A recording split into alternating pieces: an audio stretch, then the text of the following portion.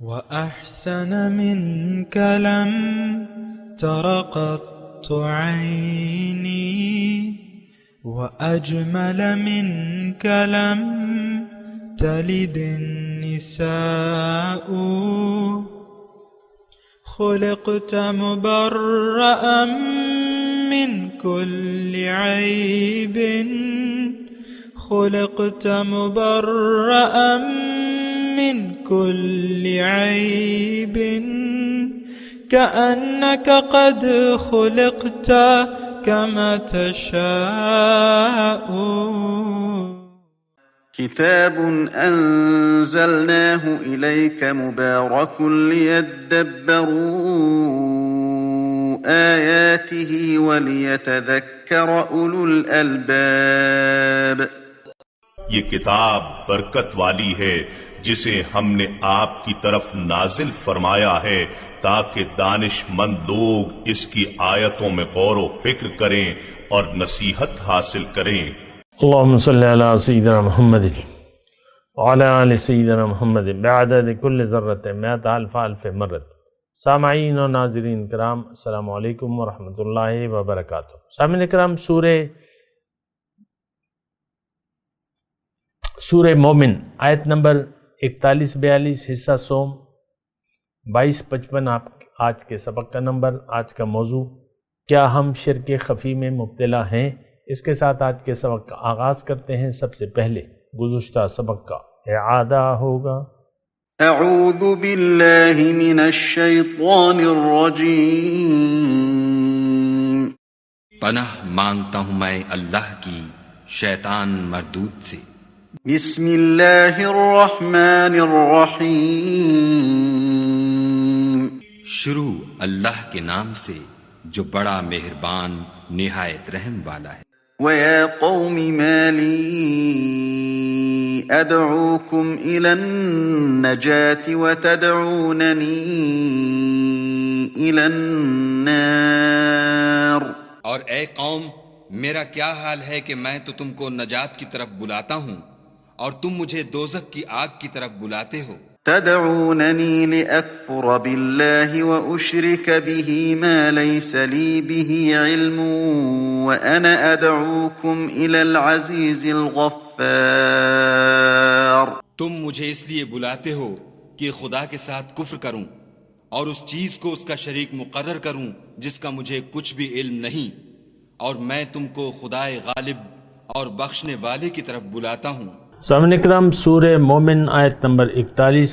وَيَا قَوْمِ مَا لِي أَدْعُوكُمْ إِلَى النَّجَاةِ وَتَدْعُونَنِي إِلَى النَّارِ.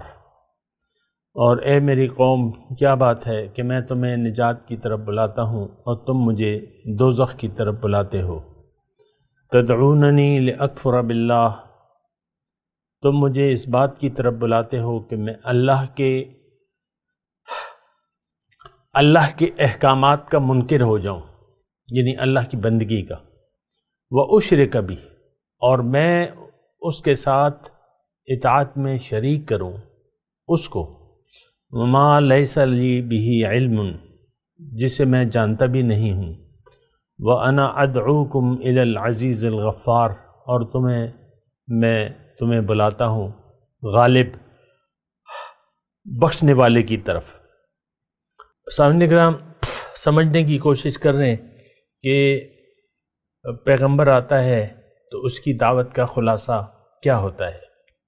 اور ذہن نظر آیت میں، ان دونوں آیتوں میں بالکل کھول کے پیغمبر کا ایک شاگرد، ایک مرد مومن قوم کو بتا رہا ہے، بلا رہا ہے کس کی طرف؟ نجات کی طرف. ادعوکم الی النجات، یہ بات نوٹ کر لیں، یعنی یہ ایک بہت اہم مسئلہ ہے. نجات، ایک تو بات یہ ہے کہ ہم نجات کے طالب ہی نہیں ہیں، جو سچی اور کھری بات ہے. آج کا مسلمان، اس کے لیے نجات کی کوئی اہمیت نہیں ہے. کبھی دیکھیں، اصل چیز تو نجات ہے.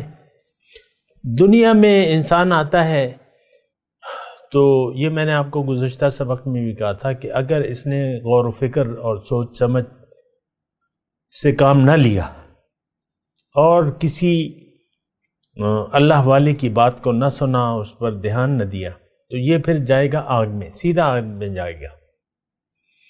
اچھا بہرحال میں نجات کی بات کروں، دیکھیں انسان پستی میں تھا، اس کو بلندی عطا فرمانے کے لیے اللہ تعالیٰ نے دنیا میں بھجوایا، یعنی بلندی کی کوشش کرنے کے لیے۔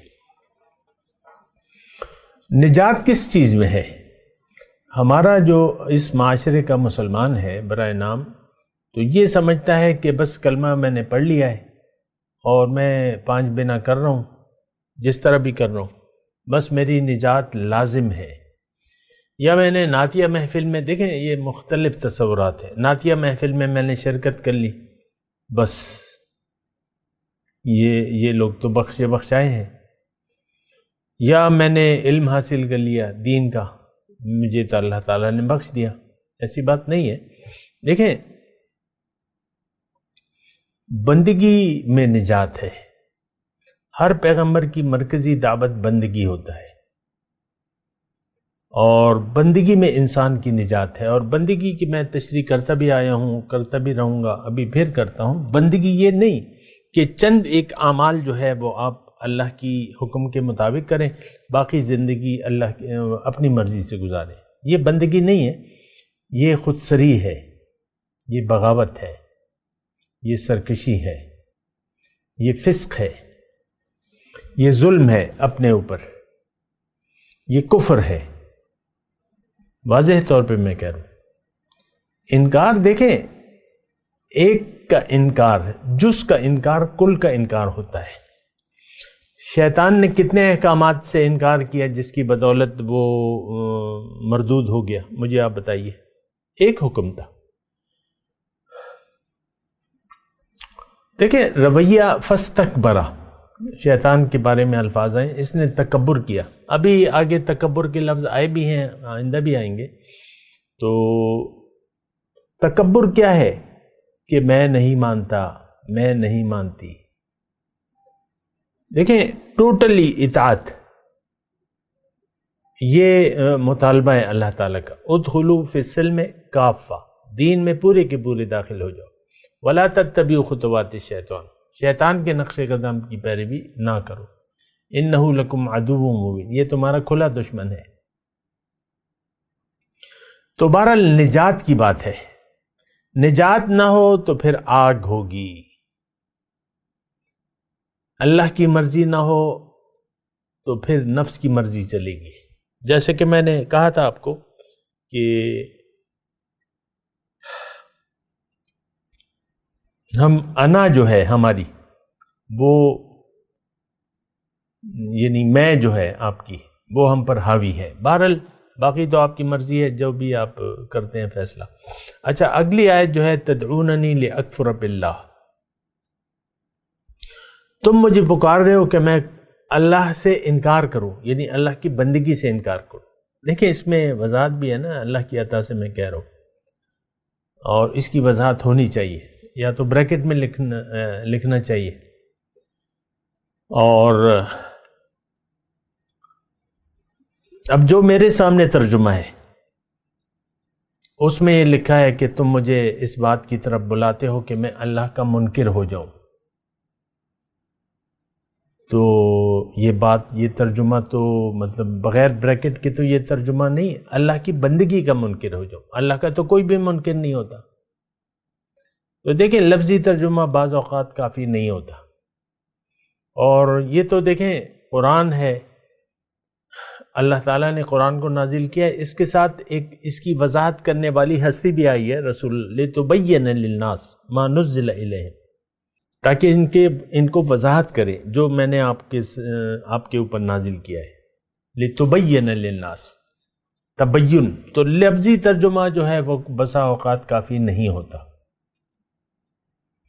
نہ لفظی نہ اصطلاحی، یہ بات بھی نوٹ کر لیں۔ قرآن کو جب بھی آپ نے سیکھنا ہو، اور سیکھیں آپ تو کسی صاحب قرآن سے سیکھیں، جس کا سینہ جو ہے اللہ کے نور سے منور ہو، جو صاحب قرآن ہو، بولتا قرآن ہو، وہ آپ کو بتائے گا کہ اس کا مطلب کیا ہے۔ تو بہرحال تدعوننی لاکفر باللہ، تم اے لوگو تم تو مجھے اللہ کی بندگی سے روک رہے ہو،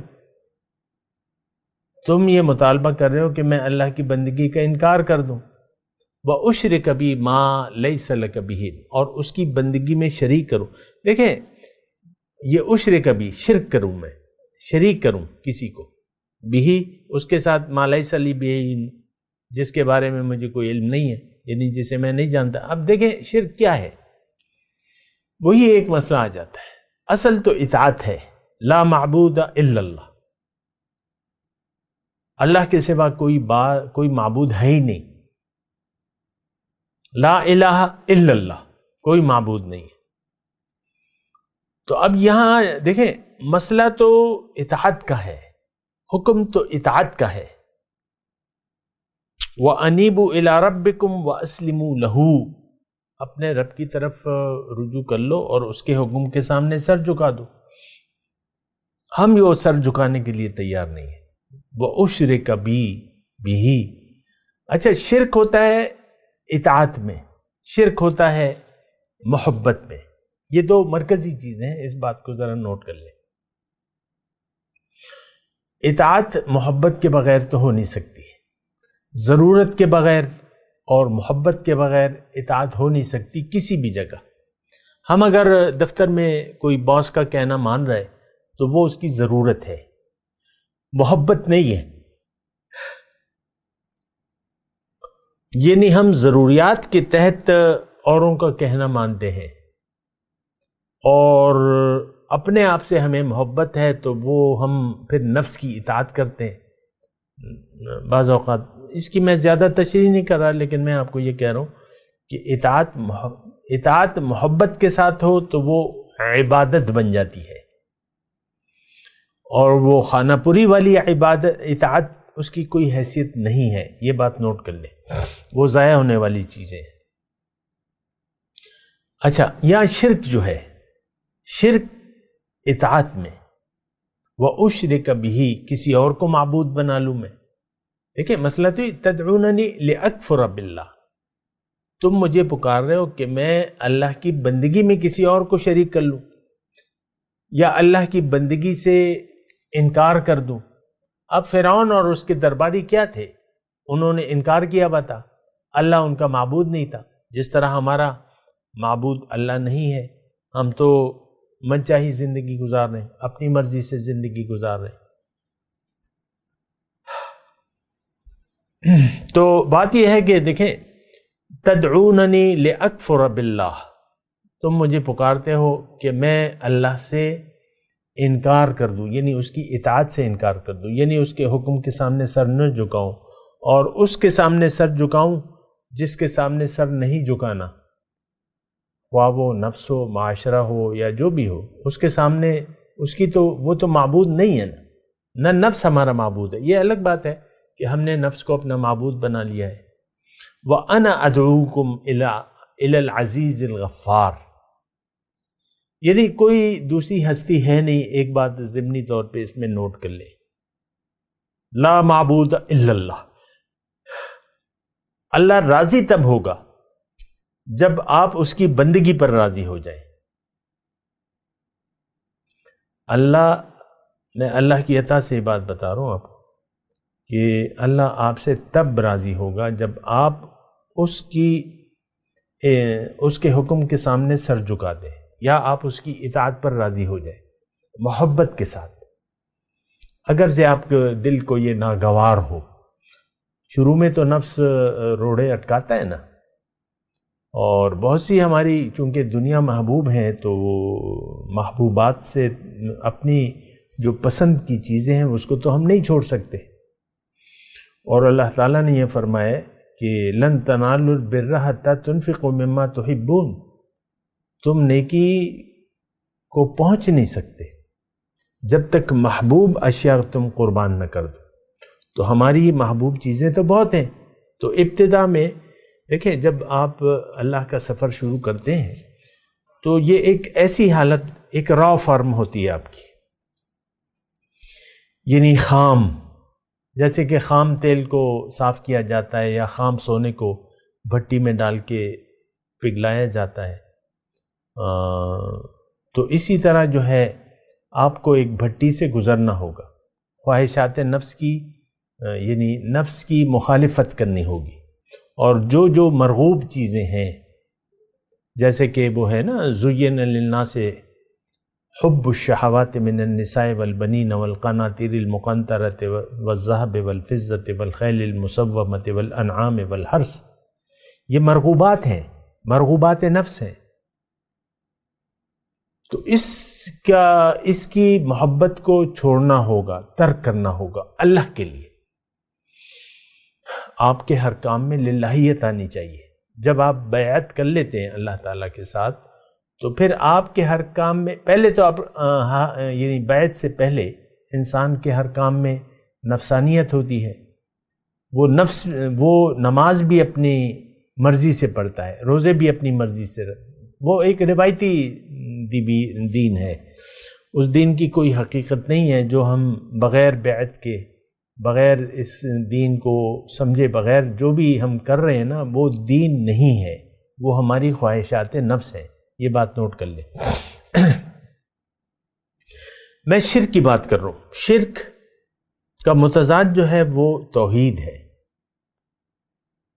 اگر آپ نے لا الہ الا اللہ کہہ دیا اپنے عمل سے تو آپ موحد ہو گئے. اگر آپ یہ نہیں کہہ پا رہے تو آپ شرک میں مبتلا ہیں. ہمارا تو ہر کام اپنی مرضی سے ہو رہا ہے. وہ نماز روزہ جو 5 بنا ہے وہ بھی ہم دنیا کے دھوکے میں آ کے کر رہے ہیں. اس بات کو ذرا سمجھیں آپ. ہم جو بھی بظاہر دین کے کام کر رہے ہیں وہ یا تو روایات ہے یا کلچر ہے یا آپ کی کوئی اپنے نفس کو دھوکہ دینے کے لیے آپ یہ کام کر رہے ہیں. ایسا کوئی نہیں کرتا کہ میں نفس کو دھوکہ دے رہا ہوں اس نماز کے ذریعے یا روزے کے ذریعے، ایسا کوئی نہیں کرتا. لیکن معبود تو ہمارا خواہشات نفس ہے، ہماری خواہشات نفس ہیں. تو پھر ہم کہتے ہیں کہ چلو ہمارا عام طور پہ رخ تو ظاہر کی طرف ہے، دنیا کی طرف ہے، تو ہم کہتے ہیں کہ چلو یہ ایک کام جو ہے اور کر لو، یہ کام کر لو، نمازیں شروع کر دو تو تمہاری برائیاں اور نیکیاں ترازو میں رکھی جائیں گی نا، تو نماز کے پڑھنے کا بڑا فائدہ ہے. یہ دیکھیں ہم سارا کیلکولیٹ کرتے رہتے ہیں. اصل میں تو ہماری نیکی شروع ہی نہیں ہوتی. ہماری اس وقت معاشرہ جو مسلمان معاشرہ ہے اس کی کوئی نیکی اصل نیکی نہیں ہے، کیونکہ اس کا ایمان باللہ ہے نہیں. اللہ نے قرآن میں فرمایا لیس البر ان تولوا وجوہکم قبل المشرق والمغرب ولکن البر من آمن باللہ. نیکی تو شروع ہوتی ہے ایمان باللہ کے ساتھ. ہمارا تو ایمان بالدنیا ہے. سوچیں اس بات پہ. ہمیں تو ظاہر پر ہمارا مدعا ظاہر ہے، زندگی گزارنے کا مدعا ظاہر ہے، ہم ظاہر کے لیے جی رہے. ورنہ آپ دیکھ لیں اپنے گریبان میں جھانک کے دیکھ لیں کہ آپ کا مدعا کیا ہے. ہم تو سارے دنیا دار ہیں، دنیا والے ہیں، دنیا ہی کے لیے جی رہے ہیں، دنیا کے لیے مر رہے ہیں. اللہ تو وہ اچھا اشرک بی ما لیس لی بہ علم وانا ادعوکم الی العزیز الغفار. یہ بھی بڑا ایک مرکزی بات ہے کہ میں تمہیں پکار رہا ہوں، میں تمہیں پکار رہا ہوں اس ذات کی طرف جو غلطی کو تسلیم کرتی ہے، جو غلطی کو معاف کر دی ہے، اور العزیز ہے، غالب، بے مثل غالب. لیکن اس میں ایک بہت بڑا مضمون ہے کہ اللہ کے سوا آپ کو کوئی نہ نفع دے سکتا ہے نہ نقصان پہنچا سکتا ہے. اصل یعنی نفع پہنچانے والی ذات یا نقصان والی ذات جو ہے وہ ایک اللہ کی ہے. اس کو تھوڑا سا آپ اس کو محسوس کریں کہ یعنی اس کو مان لیں آپ. اس وقت تو ہم نے توقعات لگا رکھی ہیں غیر سے، غیر اللہ سے. پیسے پر بھروسہ ہے، اگر آپ کے پاس پیسے ہیں. دکان اگر چل رہی ہے اس پر بھروسہ ہے، کارخانہ چل رہا ہے اس پر بھروسہ ہے. جس کرسی پر بیٹھے ہیں آپ، ڈی پی او ہیں، آپ ڈی آئی جی ہیں، اس پر آپ کو بھروسہ ہے، تنخواہ لگی ہوئی ہے، آپ سیشن جج ہیں، آپ جو ہے ہائی کورٹ کے جج ہیں، تو آپ کی تنخواہ لگی ہوئی ہے، آپ کو اس کرسی پر بھروسہ ہے، اس سے آپ اترنا نہیں چاہتے۔ تو اس طریقے سے ہم زندگی گزارنے، وہ شاعر نے کہا نا کہ بتوں سے تجھ کو امیدیں، خدا سے نا امیدی، مجھے بتا تو صحیح اور کافری کیا ہے۔ دیکھیں یہ العزیز جو ہے، اگر اس کے ہم صحیح مفہوم کو سمجھ جائیں اور یقین کر لیں کہ ایک ذات ہے جو غالب ہے، تو جب آپ یہ یقین آ جائے گا آپ کو، اس وقت تو ہمیں کوئی یقین نہیں، اللہ سے ہمیں کوئی امید نہیں ہے۔ یہ رشوت اور کرپشن، یہ مال حرام، یہ کیا وجہ ہے کہ ہمیں یقین نہیں ہے کہ اللہ تعالیٰ مجھے کچھ دے سکتا ہے۔ میں حرام نہ کروں تو میں پھر کھاؤں گا کہاں سے؟ میرے تو خرچے بہت زیادہ ہیں، میں بغیر رشوت کے میرا گزارا نہیں ہوتا۔ یعنی ہم لوگ ایسا کہتے ہیں، اصل میں تو دیکھیں ہم لوگ دنیا دار لوگ ہیں، ہمارا یعنی مدعا دنیا میں زندگی گزارنے کا وہ آخرت یا نجات یا آخرت کی کامیابی یا اللہ کا تقرب نہیں ہے۔ ہم نفس کے بندے ہیں، لم یرد الا الحیات الدنیا، دنیا کے علاوہ کوئی اور چیز ہمارے ذہن میں، ہماری کھوپڑی میں آتی ہی نہیں ہے۔ فَأَعْرِضْ عَمَّنْ تَوَلَّى عَنْ ذِكْرِنَا وَلَمْ يُرِدْ إِلَّا الْحَيَاةَ الدُّنْيَا، اس شخص سے آپ اپنا رخ پھیر لیجئے جو پھر گیا میری یاد سے، اب یہ نہیں چاہتا صرف دنیا کی زندگی۔ ان کا مبلغ علم یہی ہے۔ اللہ، تو بہرحال دیکھیں یہ بڑی ایک ایسی ہم صورتحال میں گرے ہوئے کہ اللہ پر ہمارا یقین نہیں ہے کسی بھی حیثیت میں، کسی بھی حیثیت میں۔ ہمارا خیال یہ ہے کہ نہ تو وہ ہماری مدد کرے گا، نہ مشکل میں کام آئے گا، نہ یہ کرے گا۔ یہ الگ بات ہے کہ آپ بہت نازک حالات ہو جاتے ہیں یا کسی مصیبت میں پھنس جاتے ہیں تو پھر اللہ کو پکارنے لگتے ہیں، لیکن جب وہ تکلیف ختم ہو جاتی ہے پھر آپ اپنی پرانی روٹین پر آ جاتے ہیں۔ یہ انسانی رویے ہیں۔ قرآن میں بھی اس کا تذکرہ ہو گیا، لیکن میں آپ سے یہ کہہ رہا ہوں کہ دیکھیں وہ العزیز ہے، بے مثل غالب ہے، وہ دینا چاہے تو آپ کو دے سکتا ہے۔ اب یہ تو پھر دیکھیں امتحان کی بات ہے، دے تو سکتا ہے لیکن نہیں دیتا، کیونکہ یہ اس کی جو تقسیم ہے اس میں بڑی مصلحت ہے۔ حضور صلی اللہ علیہ وسلم کے پاس ایک میرے خیال سے صحابی آئے تو انہوں نے کچھ رزق کی تنگی کی شکایت کی، تو حضور نے کہا یا تو صبر کر لو اور یا اس طرح کوئی، لیکن وہ معاملہ جو ہے، وہ حدیث اگر آپ کو میں یاد دلاؤں کہ ایک صحابی تھے، انہوں نے اپنے رزق کی تنگی کی بڑی وہ کی فریاد کی، جس طرح ہم کرتے ہیں، تو حضور نے ان کو فرمایا کہ دیکھو تمہیں جو اللہ تعالیٰ نے دیا ہے اس پر راضی رہو اور زیادہ کی طلب مت کرو۔ اس نے اصرار کیا، حضور نے دعا کر دی، اس کے پاس 2-3 بکریاں تھیں یا جتنی بھی تھیں، اس کی تعداد بڑھتی گئی اور تھوڑا سا پھر اس نے ذرا دور مکان لے لیا، بڑا گھر چاہیے تھا یہ بکریوں وغیرہ کے لیے۔ آہستہ آہستہ وہ مدینے سے باہر اس نے بڑی جگہ لے لی، اتنی زیادہ ہو گئیں بکریاں، اور پھر حضور صلی اللہ علیہ وسلم نے اس کے پاس بھیجا زکوٰۃ کے لیے، آدمی کو بھیجا تو اس نے انکار کر دیا، تو پھر حضور صلی اللہ علیہ وسلم نے ناراضگی کا اظہار کیا، وہ پھر زکوٰۃ لے کے آیا لیکن حضور نے پھر اس سے قبول نہیں کی۔ پھر حضرت ابوبکر صدیق کے زمانے میں انہوں نے بھی قبول نہیں کی، حضرت عمر نے بھی قبول نہیں کی۔ دیکھیں یہ مال و دولت کی فراوانی جو ہے، یہ اس کی طلب نہیں ہونی چاہیے، یہ ایک بہت بڑی آزمائش ہے۔ آپ کے پاس جو بھی ہے اس پر راضی ہو جائے، زیادہ کی تمنا نہ کریں۔ اللہ دے تو سکتا ہے، غالب ہے، لیکن اس میں آپ کی بربادی ہے۔ اور یہ قرآن کی آیت ہے، فَلَا تُعْجِبْكَ أَمْوَالُهُمْ وَأَوْلَادُهُمْ إِنَّمَا يُرِيدُ اللَّهُ لِيُعَذِّبَهُمْ بِهَا فِي الْحَيَاةِ الدُّنْيَا وَتَزْهَقَ أَنفُسُهُمْ وَهُمْ كَافِرُونَ۔ جن لوگوں کے پاس مال و دولت کی فراوانی ہے، اے مخاطب قرآن، یہ تمہیں تعجب میں نہ ڈال دے۔ اللہ تعالیٰ یہ چاہتا ہے کہ مال و دولت کی فراوانی کے ذریعے ان کو عذاب دے۔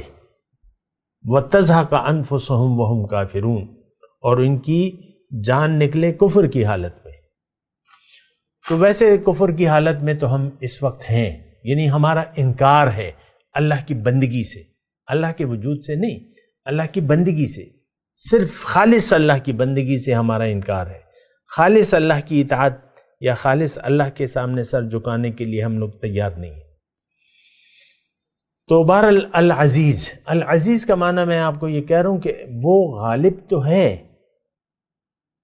تو آپ اسی سے توقع رکھیں، پھر اس کی تقسیم پر راضی ہو جائیں، یعنی آپ ادھر ادھر ہاتھ پاؤں مت پھیلائیں، حرام کی کوشش نہ کریں، اللہ پہ بھروسہ رکھیں، جو آپ کے نصیب میں ہے اس پر آپ راضی ہو جائیں، اور تو آپ کا کام بن جائے گا۔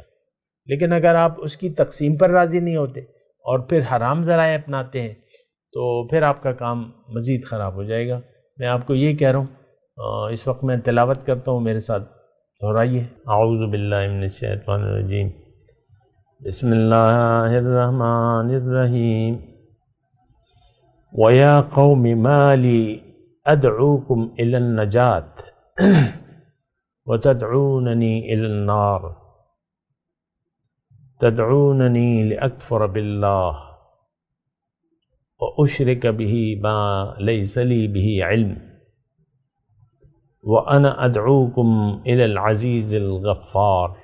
اب ان آیات کی تلاوت اور ترجمہ۔ اعوذ باللہ من الشیطان الرجیم۔ پناہ مانگتا ہوں میں اللہ کی شیطان مردود سے۔ بسم اللہ الرحمن الرحیم۔ شروع اللہ کے نام سے جو بڑا مہربان نہایت رحم والا ہے۔ وَيَا قَوْمِ مَا لِي أَدْعُوكُمْ إِلَى النَّجَاةِ وَتَدْعُونَنِي إِلَى النَّارِ۔ اور اے قوم، میرا کیا حال ہے کہ میں تو تم کو نجات کی طرف بلاتا ہوں اور تم مجھے دوزخ کی آگ کی طرف بلاتے ہو۔ تدعوننی لأکفر باللہ وأشرک بہ ما لیس لی بہ علم وأنا ادعوکم الی العزیز الغفار۔ تم مجھے اس لیے بلاتے ہو کہ خدا کے ساتھ کفر کروں اور اس چیز کو اس کا شریک مقرر کروں جس کا مجھے کچھ بھی علم نہیں، اور میں تم کو خدائے غالب اور بخشنے والے کی طرف بلاتا ہوں۔ اس کے ساتھ ہی آج کے درس کا وقت اختتام کو پہنچا۔ اگلے درس میں انشاءاللہ ملاقات ہوگی۔ وآخر دعوانا ان الحمد للہ رب العالمین۔